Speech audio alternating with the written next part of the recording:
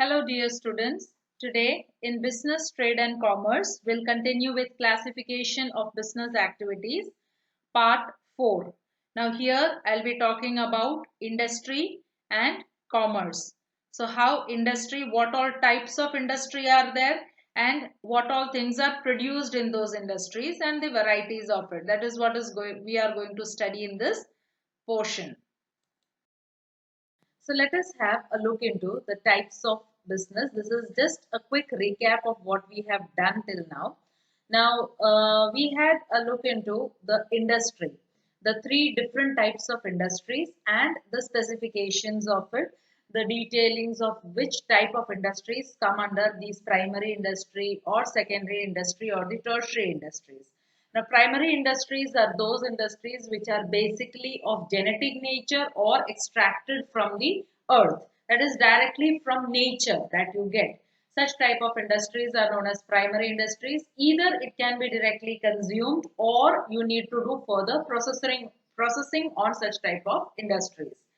Then comes the secondary industries. Secondary industries are those industries where manufacturing activities goes on. The things are processed upon. It goes through different processes in a factory and then a consumable item is what you get to be made available to the consumers or to the customers. So secondary industries are where the manufacturing activity or construction activities go on. Then comes the tertiary industries. Tertiary industries are fully service industries.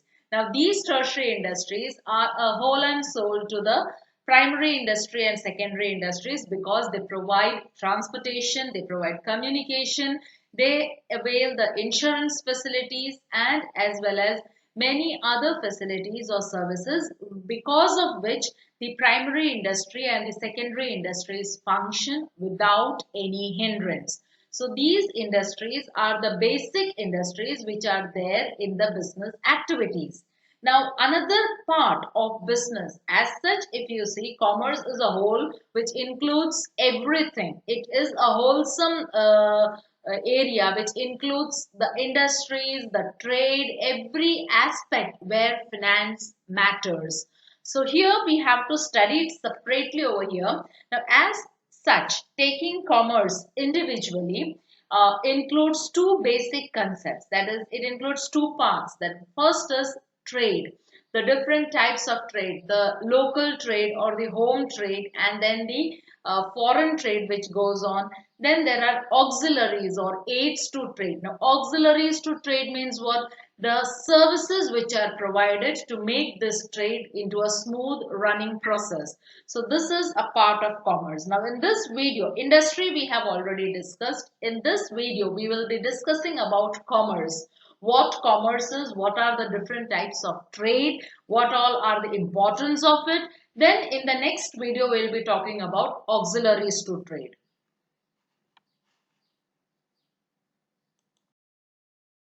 So let us continue with what commerce is. Now, what do you think about commerce? What is it? Actually, it is a sum total of all these activities. Okay, so let us go through it.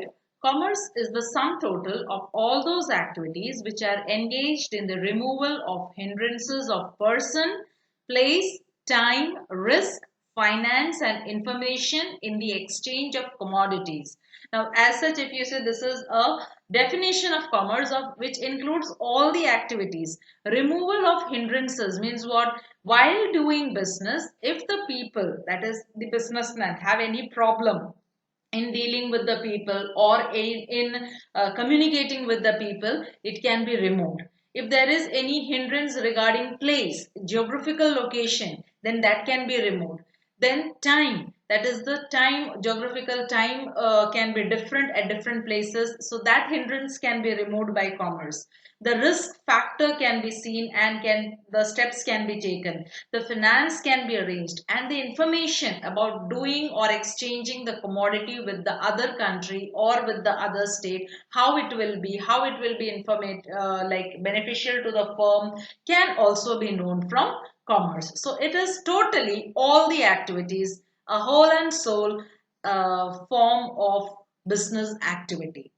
It includes all those activities which have to be undertaken in carrying things from the place of production to the place of consumption. That is, you are from the starting from the point where you are starting to, or you are producing any product, from manufacturing any product to taking that product to the place of consumption is very important over here.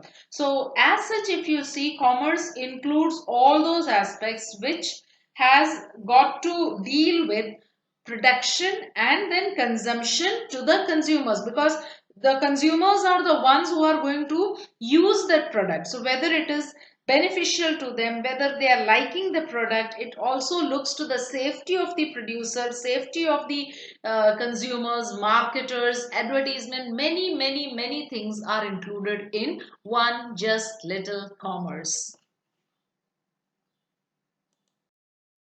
Now, if you take I have drawn a diagram of what commerce is. It is starts from the place of production.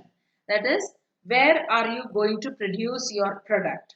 From there, the purchase and sale of and subsidiary activities are carried out to transfer these finished product in the hands of the consumers through various channels that we'll be discussing afterwards.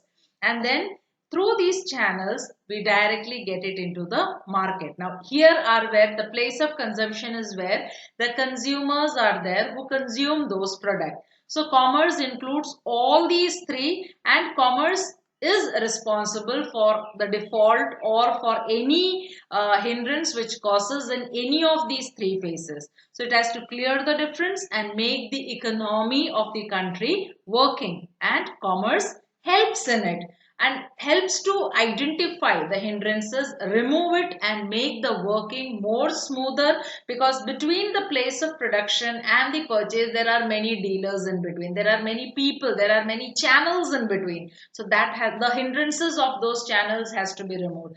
From the purchase to the consumption side, there are many hindrances or many channels, many people involved in it. So this hindrance has to be removed and it has to be kept to be more of a smooth functioning type of activity. Now here I have discussed about the components of commerce. What are the components or parts of commerce? What does commerce include? Commerce includes basic two categories. One is trade and the other one is auxiliaries to trade. We have discussed it earlier. I have explained it in the earlier diagram, trade as well as auxiliaries to trade. Now there are other things included in it. Now, trade includes what? The home trade. Home trade means the local trade, the national level trade, the state level trade. So that they all are termed as home trade. Foreign trade. Foreign trade means what? Dealing with the other countries. That is, dealing with foreign lands and or either buying from them or selling products to them. So that is foreign trade. Trade as such, what does it mean? Dealing. That is selling and buying. That is what is meant by trade. Now, auxiliaries to trade, as I said earlier, it is the services which are provided or the people who are involved in it. So there is a middleman, there is a person involved between the purchaser, the producer and the seller or the buyer, and then the goods are sold or the goods are transferred, the rights are transferred. So middleman is required. Then there is transport and communication, that is the goods need to be transported from the godown to the markets, to the consumers, to the retailers, to the wholesalers, and then it will be transported to all other places. Communication is very necessary that the goods are available. Warehousing, that is the go down facilities which are provided, all these are services. The insurance services which are provided, the banking services which are provided, the advertising services which are provided are all auxiliaries to trade. Let us have a detailed study of what trade is. Trade is divided into two categories over here. If you see in the diagram over here, two categories it is divided into, that is home trade and foreign trade. Now what all things are included in home trade? The local level trade, the state level trade and the national level trade. Now all these three categories includes the wholesale trade and the retail trade.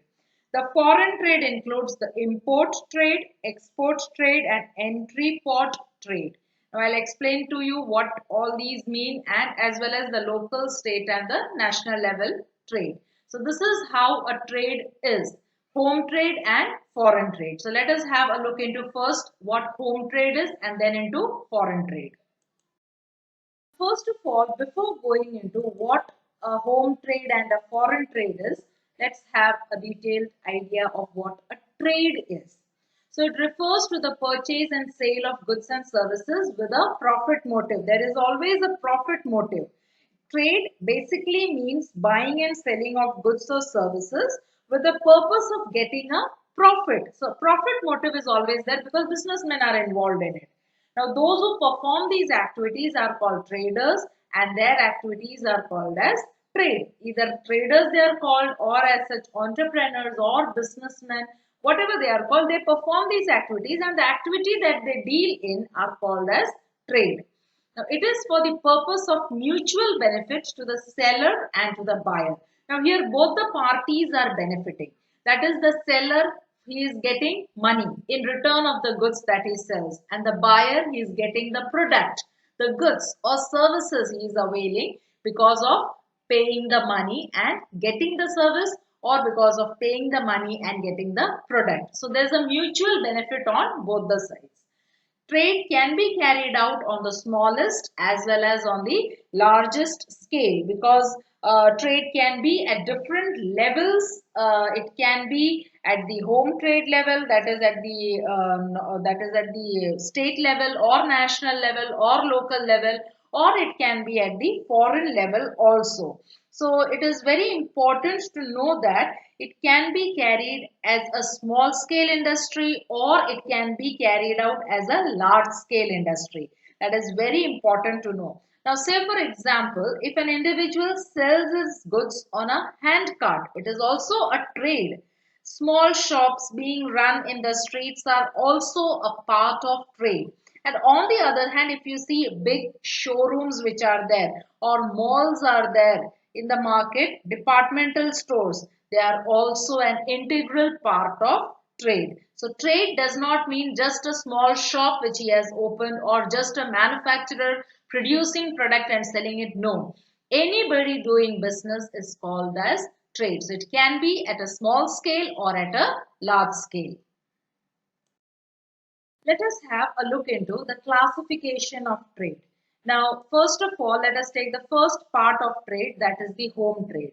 Home trade includes three main categories, that is the local trade, state trade, and the national trade. Now, what do you mean by home trade? So, when the buying and selling of things take place within the national boundaries, it is called home trade. So when the trade is within that boundary itself, within the country itself, it is known as home trade. Now in that, the first one is local trade.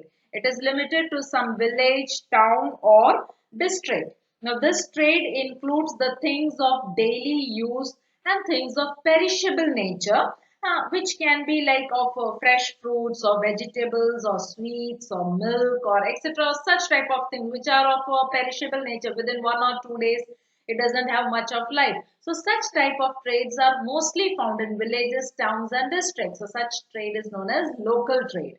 The another category of it is the state trade. Within the state itself, that is within the districts in the state, the trade is done. So such type of trade is known as state trade, trading among the different districts. So when a trader starts trading above the local line, that is he goes above the village, towns, starts distributing it or selling it to the different districts, then it will be known as the state trade. That is, he is in the state itself, but he is trading in his state itself to different places over there. So it is also an example of state trade. Now, for example, if you take like a trade among the different districts, like trade in corns or pulses or utensils and all are included in state trade. Now the next or the third category is the national trade. It is also known as interstate trade. Now when the trade is carried on among different states of the country, it is called an interstate trade. Now, let us take an example. When a trader from Haryana trades with the traders from Uttar Pradesh or Punjab or Himachal or any other state, this buying and selling is known as interstate trade or trade on the national level. This class of trading basically includes those things which are produced in some particular state. There's a specialization in a particular state and they share it or they trade it with other states so that everyone gets a benefit of it. So this may include sugar, cloth, machinery, wheat, rice, and also these are types of national trade where one state trades with the other state. So I hope you all have understood what home trade is. Now, if you remember the diagram which I had shown you, there were like all these three categories, that is the home trade, that is the local level, the state level, and the national level trades. Under all these things, it followed the wholesale trade and the retail trade. Now, what do you mean by wholesale trade? Let us have an idea of it. Wholesale trade and retail trade are carried on at all the three levels of trade. That is at the local, state as well as the national levels. Wholesale means what? Buying it in bulk, storing it in a godown and selling it to the other customers. Now, if they are, those traders are the wholesalers' customers. They sell the products to the retailers. What the retailers, they don't need such amount of bulk items. What they do, they'll buy the items which they require from the wholesalers and then they sell it to the customers. So when you go to a wholesaler, you get the goods at a reduced price than what you get from a retailer. So what the channel is like this: the producer sells it to the wholesaler sells it to the retailer, the retailer sells it to the consumer. So this channel is followed every time. Now, in between a middleman can come or they themselves act as a middleman. So here when this channel is, the producer cannot go out into the market and find the customers and all. So it's good for him. He produces the product, sells it to the wholesaler. Wholesalers need the goods in bulk. So they buy the goods in bulk from these producers, store it in their godown, and those customers or those retailers who want it, they sell it to them as per their requirement.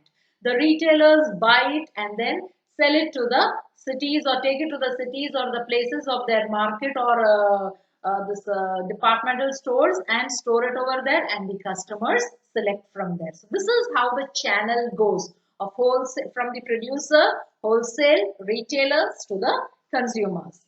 The wholesale trade means buying of goods in large quantities from the producers or their authorized dealers and selling the same in small quantities to the retailers. I hope this is clear to you what I had explained to you earlier.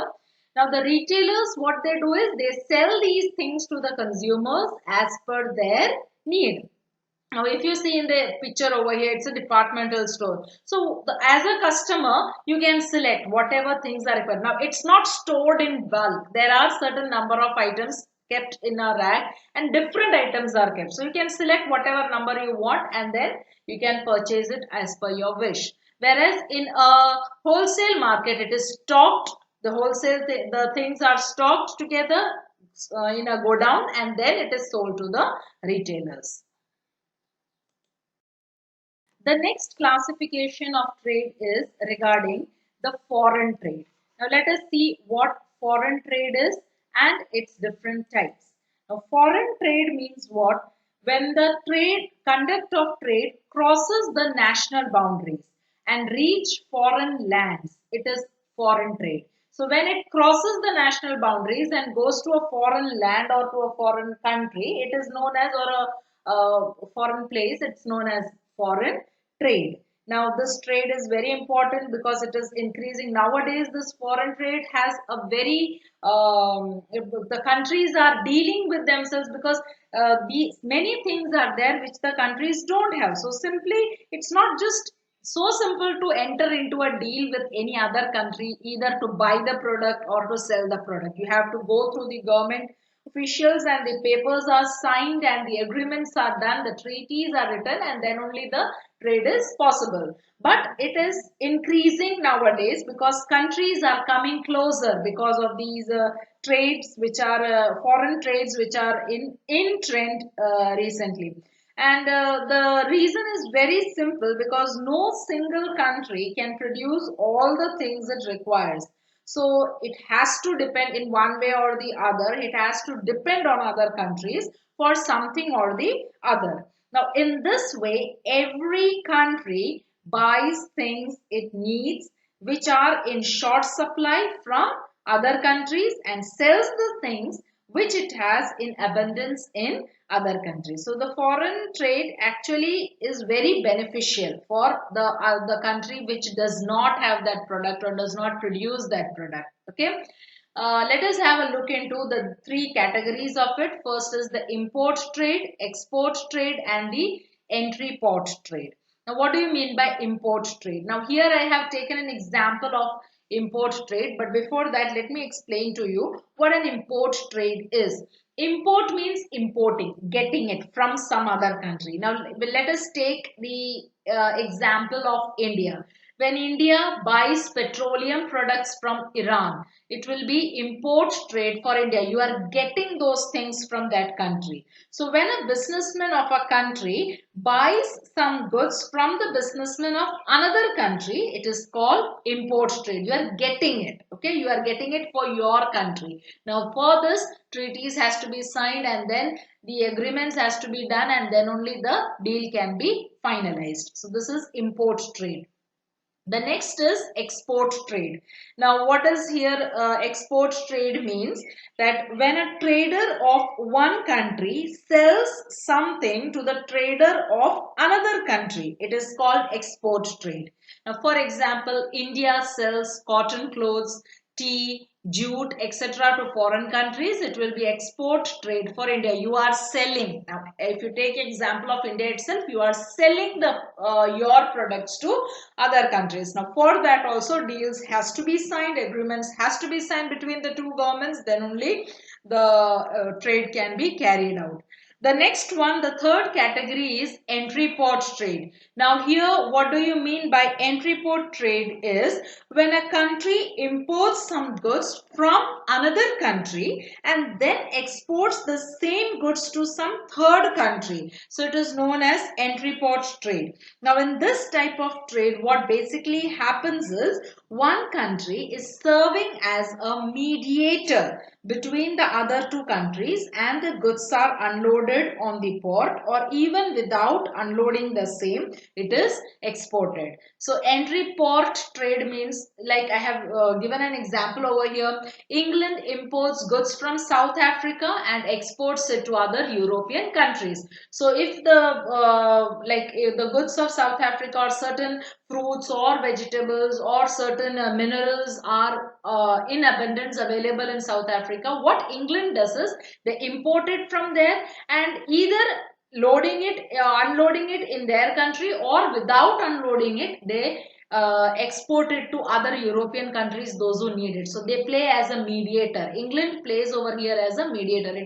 I have taken the example of England, but there are other countries also who play as mediators in making the trade more smoother. So when a person or a country plays as a mediator over here in supplying the goods, that is, they are importing as well as on the other hand, same thing, they are exporting also to other countries also. So such type of trade is known as entry port trade.